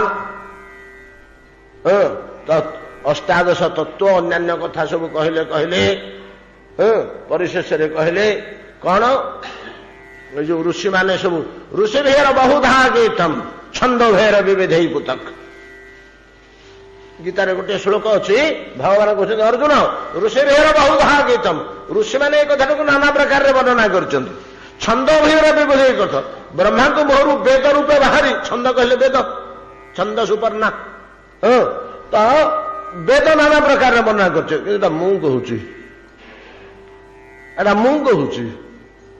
मोठू शुणिकी ऋषि कहूना कि वेदरू पढ़िकी ऋषि कहूना। ऋषि भेर बहुधा गीतम छंद हो विविध पृथक ब्रह्मसूत्र पदेश्चैव हेतु मद भेर विनिश्चित। एटा मो कथा, ठीक तद्रूप भगवान को मुहरे ही ई कथाटा कहले शास्त्र। शास्त्र कहले आम कहले लोक मानवे न मानवे, कहले एटा प्रक्षिप्त किए पूरे देछि भितरे परे। तेणु भगवान को मुहरे कहउचंती कौन? मदभगतु पूजाभ्यधिका सर्वभूतेषु मनमति जो व्यक्ति समस्त जीवक भितर मत देखिपारे ये भक्तर पूजा मो पूजा अपेक्षा अधिक फलप्रद मद भगतु पूजाभ्यधिका सर्वभूतेषु मनमति सर्वभूतेषु सकल प्राणी को जो भगवत स्वरूप देखे इभलिया हरि भक्तर पूजा मो पूजा अपेक्षा अधिक शक्तिशाली मद भगत पूजाभ्यधिका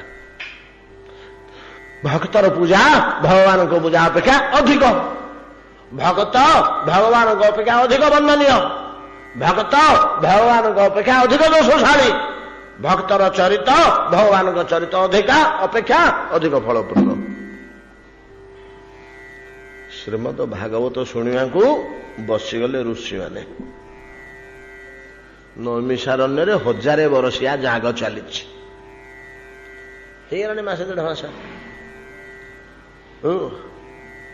ऋषि मैंने बसଛନ୍ତି हविषान्न सरला होम कार्य सरला दिन 2टा-2:30 बेलू तृतीय प्रहर रे मुनि ऋषि मैंने हविषान्न कले हविषान्न पाई सारा पर किसी समय तो यज्ञ आउ थे तार दिन सकालू जाकि राति 4टारू यज्ञ आज आरंभ हम दिन 3टा-4टा बेले सरुची से दिन कार्य सरीगला हविषान्न भोजन करी समस्ते जाग बेदी बसଛନ୍ତି बटुआ फटुआ बाहर करके पान फान भांगा भांगी करुँच मुनि ऋषि मैंने एति बेले जाकि पहुंची गले किए से सुत एडिकी बालकटे कांधरे पैता नहीं केरे पिला तू प्रसाद पाइबू हाँ महाप्रभु ता मुखमंडल मुनि ऋषि गुड़ाक तो दिव्य दृष्टि ना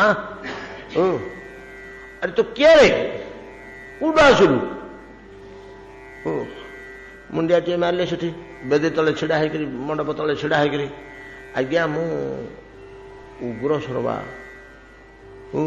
जाति कौन रे तू आज्ञा सूत जाति आमर सूत जाति क्या कहते कौ जाति की सूत जाति कह जाए सूत जाति हूँ पिता क्षत्रिय माँ शूद्र राज परिवार मानक एपरी जो संतान जत होता है से हूँ शूद्र हो बा वश्य हो शूद्र वश्य कन्या माने दासी रूप राज परिवार भितर सेवा शुश्रूषा करुता राजकीय पुरुष मानकर संस्पर्श आसला जदि से द्वारा अंतसत्वा हो संतान संभवा हुअंती जो पुत्र जात हुए ताकू कहा जाए सूत जाति से हूँ सूत जाति यथा कर्ण कर्ण कर्ण सूर्यठू जन्म होती कुंती गर्भरे सेटा कौन किए जानी कि कुंती तो देखिले माला परीक्षा करने दुर्वासा माला देते ये मालाटे रखी था जो पुरुष को स्मरण करू से पुरुष तो निकटरे उपनीत हम तोर बसीभूत है ये से तौक 7-8 वर्षर पिला तो ये कौन कले बस देखले सूर्यमंडल कहले तो सब बड़ देवता मंत्र जप करते जानते नहीं सब कथा सूर्यदेवता आसिले कुंती की कहले मो मंत्र बस मोर उपाय नहीं मु तुम गर्भ संसार करने को बाध्य होबी तू तो अनुढ़ाटे लो झ तू तो संतान संभवा हेनु तू जन्म करें तेणु कर्ण द्वार दे से पुत्र को सूर्य जात करइले बोली ना हला कर्ण किए कथा जाने सांगे सांगे सूर्य तांगर पड़ेले बर्तमान कुंती बड़ उड़ार पड़े 7-8 वर्षर झीटे पिलाटी पाखे कौन कहे क्या कहे कौटू आणलु बोली पचारे लोके कौन कहे गोटे पुड़िया बांधिकी देखिए नईरे भसई आहे गोविंद रक्षा कर मो पिला को तुम पाखे समर्पण करदे जड़े विष्णु तुम चरण में समर्पण करदे से भासी भासी जाऊँगी अधीरथ गाधौंट अधीरथ सुतकूल जन्म यांकर सारथी कार धृतराष्ट्र महान विद्वान विदुर से शास्त्रज्ञ आगे साधु लोक गुड़ा था ना जाति कौन अच्छे स्नान कर मंजू से भाषी अच्छी फिटेले कि सुंदर पिलाटे संतान नथिले से लालन पालन कले भविष्य से गोटे तेजान शिशु है सूत जाति सूत जातिर कार्य कौन କୌଳିକ କର୍ମ, ବ୍ରାହ୍ମଣର ଅଧ୍ୟୟନ ଅଧ୍ୟାପନ ଯାଗ ଯଜ୍ଞ ପ୍ରଭୃତି, କ୍ଷତ୍ରିୟର ରାଜ୍ୟ ରକ୍ଷା ପ୍ରଭୃତି, ଯୁଦ୍ଧ ବିଗ୍ରହ ପ୍ରଭୃତି, ବୈଶ୍ୟର ବାଣିଜ୍ୟ କୃଷି ପ୍ରଭୃତି। ସେମିତିକା ସୂତ ଜାତିର କାର୍ଯ୍ୟ କଣ? ରଥ ଚାଳନା, ଅଶ୍ୱବିଦ୍ୟା, ଅଶ୍ୱ ପାଳନ, ଅଶ୍ୱ ଚିକିତ୍ସା ଏବଂ ବାର୍ତ୍ତାବହ, ଖବର ଦିଆନିଆ କରିବା। ରାଜଦରବାର ମାନଙ୍କରେ ରାଜାଙ୍କଠୁ ରାଜାଙ୍କ ନିକଟକୁ ଚିଠିପତ୍ର ନବା, ଖବର ନବା, ସମ୍ବାଦ ନବା ଇତ୍ୟାଦି ଦାୟିତ୍ୱ କାର୍ଯ୍ୟ ହେଉଛି ସୂତ ଜାତିର। ବାର୍ତ୍ତାବହ, ଅଶ୍ୱ ପାଳନ, ଅଶ୍ୱବିଦ୍ୟା ଓ ଅଶ୍ୱ ଚିକିତ୍ସା ଅଧ୍ୟୟନ, ଅଶ୍ୱ ଚିକିତ୍ସା ତଥା ରଥ ଚାଳନା, ରଥ ଚଳେଇବା, ସାରଥି କାର୍ଯ୍ୟ କରିବା, ଏଗୁଡ଼ାକ ହେଉଛି ସୂତ ଜାତିର ଏତିକି କର୍ମ ନିର୍ଣ୍ଣୟ ହୋଇଛି ଶାସ୍ତ୍ରରେ। ସେଇ କୂଳରେ ଜନ୍ମ ହୋଇଛନ୍ତି ସୂତ ଅବ୍ରାହ୍ମଣ। ଯେତେବେଳେ କହିଦେଲେ ଉଗ୍ରଶ୍ରବା ବୋଲି, ସିଏ ଗୋଟେ ବୁଢା ଋଷି ଥିଲା। ଏଠି ତ 60,000 ଋଷି କାଠି ହେଇଛନ୍ତି ନା, ତାଙ୍କ ଅତି ପ୍ରାଚୀନ ବୁଢାମାନେ ଅଛନ୍ତି। ଗୋଟେ ବୁଢା ତାଙ୍କୁ ବଲ ବଲ କେ ଚାହିଁଲା ଦାଢ଼ି ଆଉଁସି ଆସିକି, ରେ ତୁ ସେ ରୋମହର୍ଷଣର ପୁଅ କିରେ? ନା ହଁ ମହାପ୍ରଭୁ, ମୁଁ ରୋମହର୍ଷଣ ପୁଅ। ଉପରକୁ ଭଲ ପିଲାଟେ। ସମସ୍ତେ ଆଦର କରି ଡାକିଲେ, ରୋମହର୍ଷଣ। କେତେକ ଋଷି ଶୁଣିଥିଲେ, ରୋମହର୍ଷଣର ପୁଅଟା।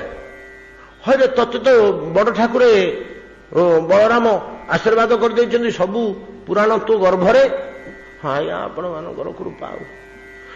ଭଲ ହେଲା ଆଉ। ସାଙ୍ଗେ ସାଙ୍ଗେ ସେଠି ସୌନକ ବସିଛନ୍ତି, ବୁଢା ଯେ ଅଧ୍ୟକ୍ଷ ଏ ଜାଗର କୁଳପତି, ଯେ କୁଳପତି ଶବ୍ଦଟା ସେ ପ୍ରୟୋଗ ହେଇଛି। କୁଳପତି ବହବୃଚ କୁଳପତି। ବହବୃଚ କହିଲେ ରୁକ୍, ରୁଚରୁ ରୁକ୍, ବହବୃଚ ମାନେ ବହୁଳ, ରୁକ୍ ଅଧ୍ୟାୟୀ, ରୁକ୍ ବେଦର ପରମାଚାର୍ଯ୍ୟ। ନାଟା କଣନ୍ତି? ସୌନକ, କୁଳବୃଦ୍ଧ ସୌନକ। ଏ ସୌନକ ହେଉଛନ୍ତି ଭୃଗୁ ବଂଶରେ ଜାତ, ପରଶୁରାମଙ୍କ ବଂଶରେ, ଋଗ୍ବେଦାଧ୍ୟାୟୀ। ସେ ବସିଛନ୍ତି। ତା ଅଧ୍ୟକ୍ଷ କହିଲେ, ଆଜ୍ଞା ଗୋଟେ ଭଲ ସୁବିଧା ଜୁଟିଲା। ନା କଣ? ନାଇଁ ପିଲାଟି ଆସିଛନ୍ତି। ମୁଣ୍ଡିଆ ମାରିଲେ ସୁତ। ପିଲାଟାକୁ ବଡ ଠାକୁରେ କୃପା କରିଛନ୍ତି, ୟା ପେଟରେ ସବୁ ପୁରାଣ ଅଛି। ଭଲ ହେଲା। ଯଜ୍ଞର ଦିଟା ବାହୁ, ଯଜ୍ଞ ପୁରୁଷର ବାହୁ ଦିଟା ହେଲା, ଗୋଟେ ଅନ୍ନଦାନ, ଗୋଟେ ହରିକଥା। ଏ ଯୋଡ଼ିକ ନଥିଲେ ବାହୁ ଶୂନ୍ୟ ପୁରୁଷ। ଗୋଟେ ମଣିଷର ହାତ ଯୋଡ଼ାକ ନଥିଲେ ତାର ଯୋଉ ଅବସ୍ଥା, ଆମର ଏଠି ହରିକଥା ହଉନଥିଲା। ଆଉ କହିଲେ, ସୁତ ଆଉ ତମେ ବସ, ତମେ ଆମକୁ ପୁରାଣ କହିବ। ନା ହଁ ଆଜ୍ଞା କହିବି। ଆମର ହବିଷାନ୍ନ ସରିଲେ ଯେତେବେଳେ ଆମେ ଆସିବୁ ଏଠିକି, ସବୁ କାମ ସାରିକିରି ଯଜ୍ଞ କାମ ସରିବ, ହବିଷାନ୍ନାଦି ସରିବ, ଆମେ ସେଥିରେ ପୁଣି ଖାଇବ, ଖାଇକିରି ବସିବ, ବେଦୀ ଉପରେ ବସିବା, ଇଏ କରିବା। ଆଉ ଆଜ୍ଞା ଅବ୍ରାହ୍ମଣ ପିଲାଟାକୁ ଆସନ ପକେଇକିରି ଉଚ୍ଚରେ ବସେଇଲେ, ତାଠୁ କଥା ଶୁଣିବେ ବୋଲି ହରିକଥା ଶୁଣୁ। କେମିତି ସେମାନେ ହରିକଥାର ମୂଲ୍ୟ ବୁଝନ୍ତି? ହରିକଥା ପାଇଁ ବ୍ରାହ୍ମଣ ଅବ୍ରାହ୍ମଣ ନାହିଁ, କେତେବେଳେ ଅଭିମାନ କରିବେନି। ଗୋସାଇଁଜୀ ରାମଚରିତମାନସରେ ଯଦି ଲେଖି ଦେଇଛନ୍ତି ପଦେ, ଶାସ୍ତ୍ର ଦେଇଦେଲେ ଅଧିକାର। କିନ୍ତୁ ଗୋସାଇଁଜୀଙ୍କର ସେଟା ଲେଖିବାର ଲକ୍ଷ୍ୟ ଅଲଗା, ଉଦ୍ଦେଶ୍ୟ ଅଲଗା। କିଏ କେମିତି ପ୍ରବଚନରେ ତାକୁ ଭିନ୍ନ ଢଙ୍ଗରେ କହିଦିଅନ୍ତି।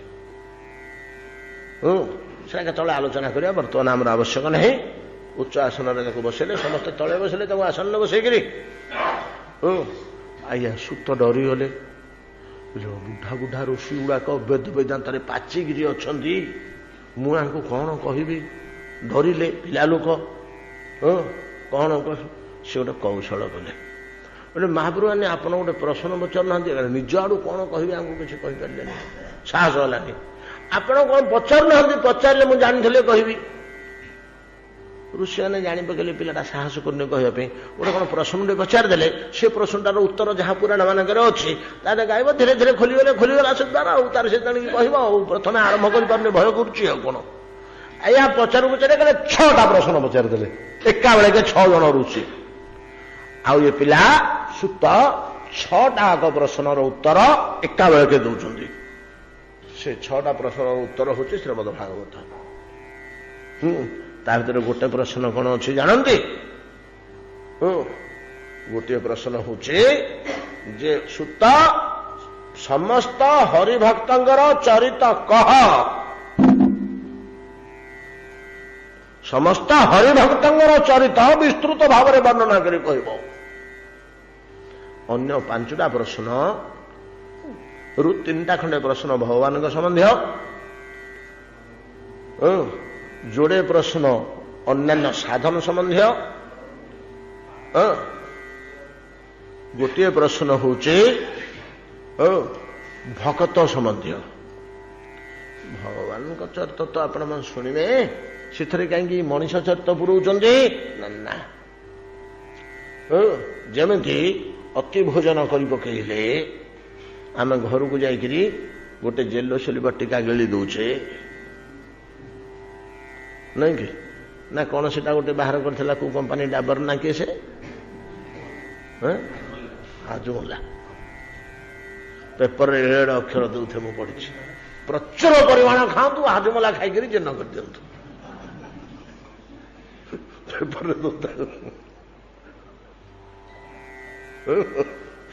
तो सेमिका भगवान जिते कथा शुणे आप बुझीपारे जीर्ण करें बोध हेनी यहाँ सत कथा से सहजरे आम अनुभव भगवान चरित्र बड़ गहिर बड़ महिमा बड़ दुर्बोध्य बड़ जटिल भक्त चरित्र जब शुणीदे सेटा फिटी फिटी हो सी दुर्बोध्य जन सेटा फिटी फिटी जो कहीं ना भक्त सेगुड़ाक आचरण में फुटी नहीं कि जो सिद्धांत गुड़ाक भगवान कहगला सेगुड़ाक आचरण में जीवन में प्रहलाद चरित्र ध्रुव चरित्र अंबरीश चरित्र नहीं दुर्बोध्य जन सेगुड़ा से फिटुनी यहाँ हजमी भगवान का चरित्र गुड़ा है भोजन भक्त चरित्र है हजमी तेज हजमीटा भोजन ठू कौन अधिक शक्तिशाली नुह अजीर्ण हम जीर्ण कर दूची देखू पानी कर दूची पार करदेला आजमलाटा तेणु शुभचरित तब लक्षण अभ्यधायी श्रुतिपथ अवतीर्ण आशु हरति मलम चिर संचित मल अंतःकरण भितर भक्त चरित अपहरण समय गता है 20 मिनिट अच्छे 7-15 मिनिट अच्छे भगवती सततंग प्रभगति भाजांग शुभचरित तब लक्षणोभ्यधायी श्रुतिपथ अवतीर्णम आशु पुंसांग हरति मलम चिर संचितम जदेत तेबे भगवान को कथा ठारू भक्त कथा अधिक शक्तिशाली कहीं आ गोटे लक्षण ये दौरान आ गोटे लक्षण ये दौरान जे भक्त चरित भागवत चरित अपेक्षा अधिक मोहनीय क्यों दृष्टि विभिन्न स्थान आम वर्तमान चिंता करी देखिले जे भगवान का चरित्र सुभद्राणी नहीं कि से सुभद्र श्रव अंतःकरण को धूनोति समालम कृष्ण सलिलस्य यथा शरथ धूनोति समालम कृष्ण सलिलस्य यथा शरथ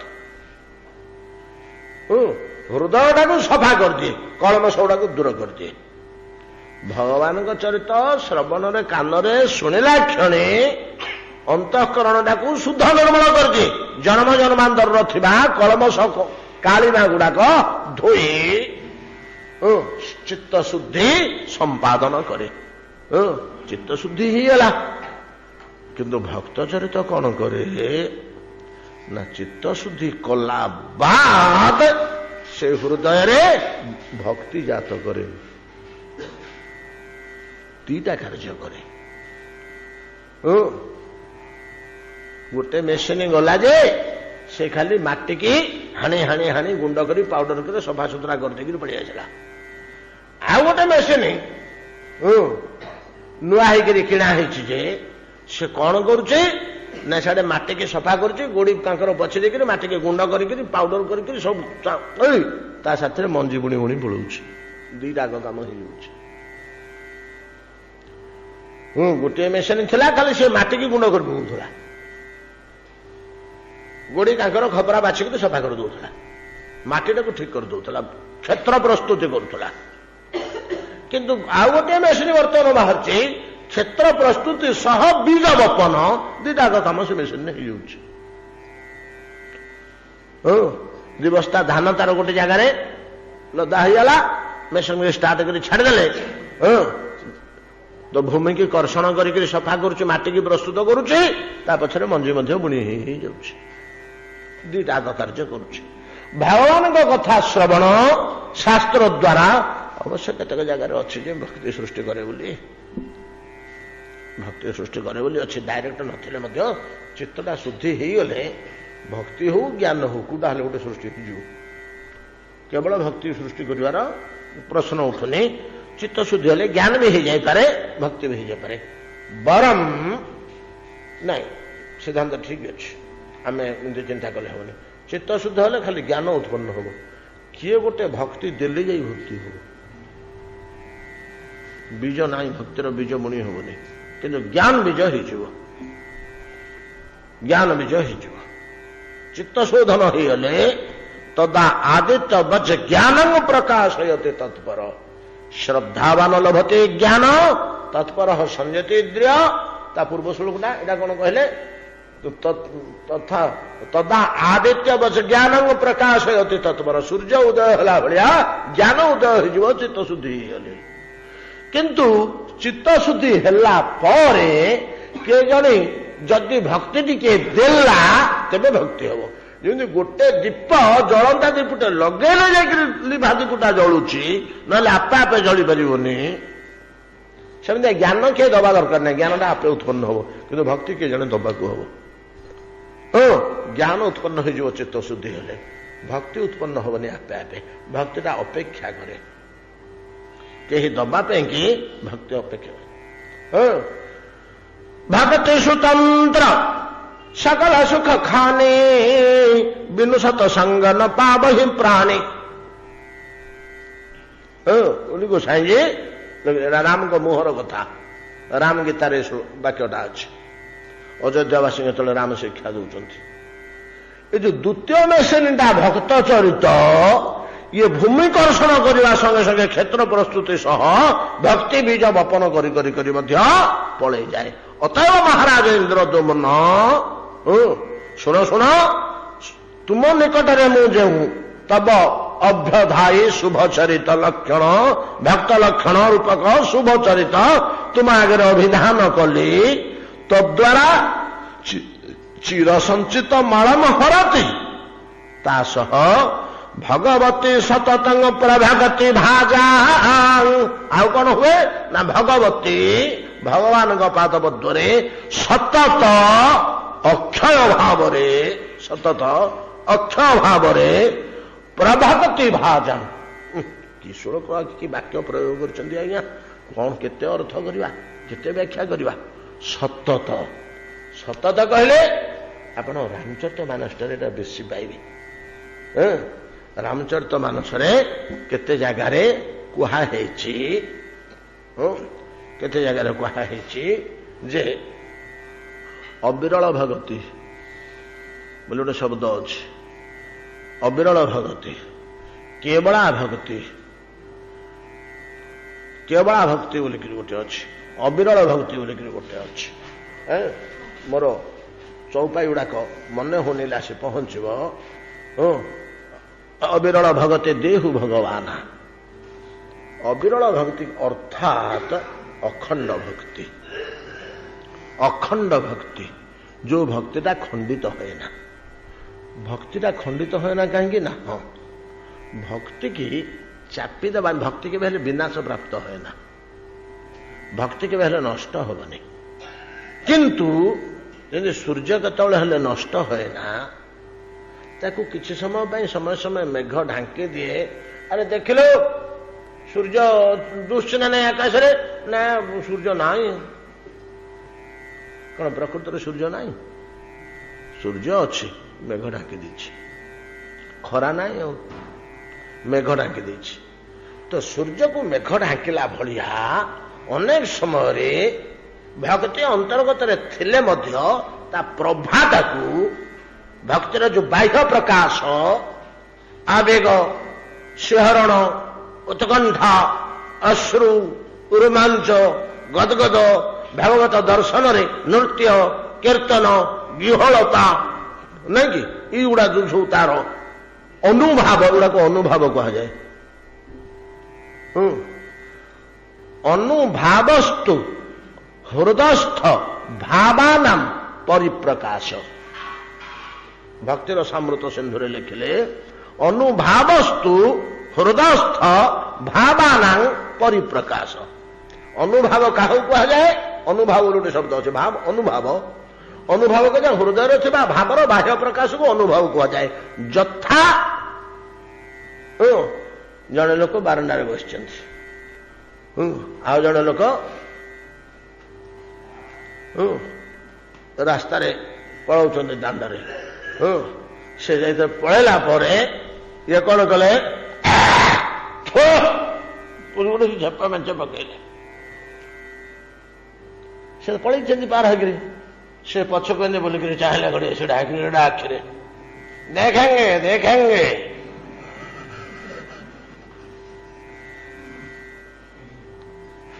ଦି ଜଣଙ୍କ ଭିତରେ ଶତ୍ରୁତା ଅଛି ନାଇଁ କି?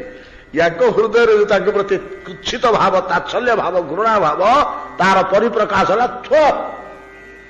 ନାଇଁ କି? ତାଙ୍କ ଯୋଉ ୟାଙ୍କେ ନ ଶୁଣିକି ଯୋଉ କ୍ରୋଧ ଭାବ କିଛି ଉପାୟ ନାହିଁ କି କାହାକୁ କହିବାକୁ। ଆରେ ତୁ ତୋ ଦାଣ୍ଡରେ ଯାଉଛୁ ବୋଲି ମୁଁ ଛେପ ପକେଇବିନି? ମୋର ଗଳା ଖଙ୍କାର ଆସିଲା, ମତେ ଥଣ୍ଡା ହେଇଛି 4 ଦିନ, କିଛି ଉପାୟ ନାହିଁ। କୁ ଗୋଟେ ନ୍ୟାୟ ନିଶାବ କରିବ ତାକୁ ଯଦି ପକେଇଲା ବେଳେ ସେ ତାଙ୍କର ଯୋଉ କ୍ରୋଧର ପ୍ରକାଶ ଉଗ୍ର ଦୃଷ୍ଟିପାତ। କଣ ଦାଣ୍ଡରେ ଚାଲୁ ସେ ବସିଛୁ ବୋଲି ଆମେ ଆଖି ବୁଝିକିରି ଯିବୁ? ସେ ବି କହିବ। ଏଗୁଡା କହୁଛି ଭିତରେ ଥିବା ଭାବର ବାହ୍ୟ ପ୍ରକାଶକୁ ଅନୁଭାବ କୁହାଯାଏ। ଅନୁଭାବସ୍ତୁ ହୃଦସ୍ଥ ଭାବାନାଂ ପରିପ୍ରକାଶ। ଏଟା ବେଶୀ ଘଟେ ଶୃଙ୍ଗାରରେ ନାନା ଅନନ୍ତ ରାସ୍ତା ଦେଇକିରି ଅନ୍ତଃକରଣ ଭିତରେ ଯେତେବେଳେ ଶୃଙ୍ଗାର ଭାବ ରସ୍ୟ ଭାବ ଆସିଯାଏ ସେତିକିବେଳେ ପରସ୍ପରର ନାନା ପ୍ରକାରର ଏଗୁଡାକୁ ହାବ ଭାବ ଲୀଳା କଟାକ୍ଷ କୁହାଯାଏ। ତାର ଅନେକ ଅଙ୍ଗ ଅଛି, ଅନୁଭାବର ଅନେକ ଗୁଡେ ଅଙ୍ଗ ଅଛି। କଥା ଭାଷାଠୁ ଆରମ୍ଭ କରି ନାନା ପ୍ରକାର ଅଛି, ଏଟାକୁ ଅନୁଭାବ କୁହାଯାଏ। ଏ ଯୋଉ ଅନୁଭାବ ଆଡେ ଆମେ ଆଡେ ପଳେଇ ଆସିଲେ, ହଁ ସେମିତି ହୃଦୟରେ ଭକ୍ତି ରହିଲେ ତାର ଅନୁଭାବ ବାହାରେ ପ୍ରକାଶ ପାଇବ। ସେ ଅନୁଭାବଟା ଚାପି ହେଇଯାଉ, ପ୍ରକାଶ ପାଏ ନା। କେତେବେଳେ ନା ଯେତେବେଳେ ଭକ୍ତି ରୂପକ ସୂର୍ଯ୍ୟକୁ ଅପରାଧ ରୂପକ ମେଘ କିଛି କାଳ ପାଇଁ ଢାଙ୍କି ଦିଏ, ସେତେବେଳେ ପ୍ରଭା ରୂପକ ଅନୁଭାବ ଗୁଡାକ ଅଶ୍ରୁ ରୋମାଞ୍ଚ ସ୍ୱରଭଙ୍ଗ ଗଦଗଦ ନୃତ୍ୟ ଆବେଗ ଉନ୍ମାଦ ଏଗୁଡା ଯୋଉ ସବୁ ଭକ୍ତିରୁ ହବା କଥା ଏଗୁଡା ଚାପି ହେଇଯାଏ। କିନ୍ତୁ ଭକ୍ତି ନଷ୍ଟ ହୁଏ ନା। ଭକ୍ତି କେବେ ହେଲେ ନଷ୍ଟ ହୁଏ ନା। ତ ଏ ନଷ୍ଟ ନହବା, ତେଣୁ ଏଇ ଯୋଉ ନଷ୍ଟ କେବେ ହେଲେ ହୁଏ ନା। ଏମିତି ଗୋଟେ ଭକ୍ତି ଅଛି ଯେ, ଏମିତି ଗୋଟେ ସୂର୍ଯ୍ୟ ଅଛି ଯେ ତାକୁ ମେଘ ଢାଙ୍କି ପାରୁନି। ମେଘ ତ ନାହିଁ, ଆଉ ମେଘ ଆସୁନି। ଆଉ ମେଘ ଆସୁନି, ମେଘ ଥିଲେ ସିନା ଢାଙ୍କିବ। କି ବର୍ଷା 4 ମାସ ସିନା ମେଘ ଢାଙ୍କିବ। ଆଉ ଖରାଦିନେ କୋଉଠି ମେଘ ଅଛି ନା ଶୀତ ଦିନେ ମେଘ ଅଛି ଯେ ସୂର୍ଯ୍ୟକୁ ଢାଙ୍କିବ? ମେଘ ତ ନାହିଁ। ତେଣୁ ଅବିରଳ ଭଗତି ତାକୁ କୁହାଯାଏ ଯୋଉଟା ଅପରାଧକ ରୂପକ ମେଘ ଦ୍ୱାରା ଢାଙ୍କି ହୁଏ ନା। ଭକ୍ତ ଭଗବାନଙ୍କୁ ମାଗୁଛି, ପ୍ରଭୁ ମତେ ଏଇଭଳିଆ ଭକ୍ତି ଦିଅନ୍ତୁ, ଅପ୍ରତିହତା ଭକ୍ତି, ଅବିରଳ ଭଗତି, ଯୋଉଟା ଅପରାଧ ଦ୍ୱାରା ମଧ୍ୟ ଆଚ୍ଛନ୍ନ ହବନି, ଅର୍ଥାତ୍ ତାର ଅପରାଧ ଘଟିବନି। ବିଭୁ କୃପାରେ ଅପରାଧ ମଧ୍ୟ ତାକୁ କିଛି କ୍ଷତି କରିପାରିବନି। ଭକ୍ତିଟା ସବୁବେଳେ ଜାଜଲ୍ୟମାନ ହେଇ ତାର ପ୍ରକାଶ ପାଉଥିବ। ଏତାଦୃଶ ଯେଉଁ ଭକ୍ତି, ଅବିରଳ ଭକ୍ତି, ସତତମ୍ ଶବ୍ଦର ଏଇଟା ହେଲା ତାତ୍ପର୍ଯ୍ୟ। ତ ଭଗବତୀ ଭଗବାନଙ୍କ ଠାରେ ସତତଂ ପ୍ରତିହତ ନ ହଉଥିବା ढांकी न होथिबा नित्य अनुभाव प्रकाश करुवा आवेग आनंद उत्साह उद्दीपना प्रेम प्रीति सुख संदोह हृदय उत्पन्न करुवा भक्ति तार लाभ होए हो इंद्रदुम्न महाराज। आज्ञा कार ना भक्त लक्षण रूपक शुभ चरित श्रवण कले हृदय सफा होगा संगे संगे भक्तिर मध्य जात हो जाए। खाली भक्ति नुह आज्ञा ये पर कुछ प्रभक्ति भाजाम आउ बेल नहीं आज प्रभक्ति शब्दटा को जदि आम आउ टे खोलिया आसंता खाली देखा ये आज कथा विश्राम करूँ। भजन ताय गौर राधे श्याम जप हरे कृष्ण हरे राम भजन ताय गौर राधे श्याम जप हरे कृष्ण हरे राम जप हरे कृष्ण हरे राम। हेलो जप हरे कृष्ण